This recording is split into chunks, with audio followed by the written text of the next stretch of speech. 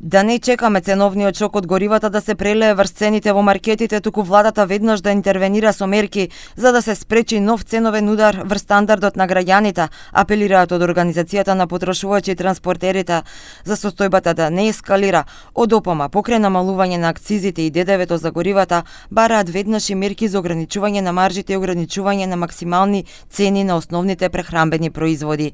Реакциите доаѓаат од како цените на некои од основните прехранбени производи, како маслото и јајцата, во еден ден се зголемија за 10 и повеќе проценти, а од владата се уште нема конкретни мерки. Ситуацијата на Блискиот Исток не се смирува и очекуваме дека тоа ќе има големо влијание. Затоа на стандардот на граѓаните треба многу да се внимава и тие мерки кои што претходно ги предложуваше владата, како маржата намалување барем на основните производи.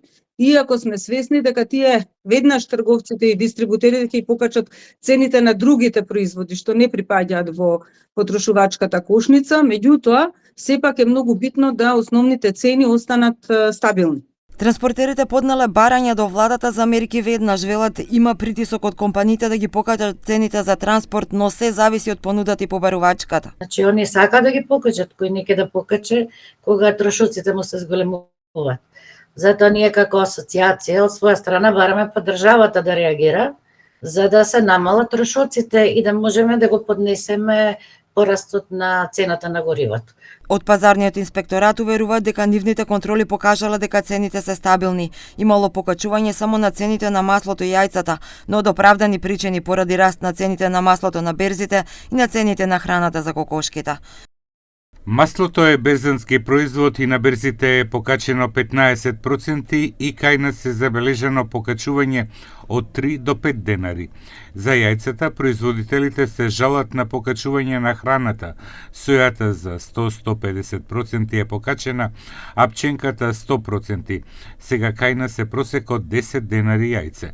Компаративните анализи покажуваат дека цените пак кај нас не се пониски од 10 до 20% за тие производи во однос на Хрватска, Србија, Бугарија, па и Косово. И додека сите земји од регионот веднаш презедоа мерки за ударот од растот на цените на горивата да не ја подгрее инфлацијата, нашата влада најави дека размислува за намалување на ДДВ-то за горивата од 18 на 10%.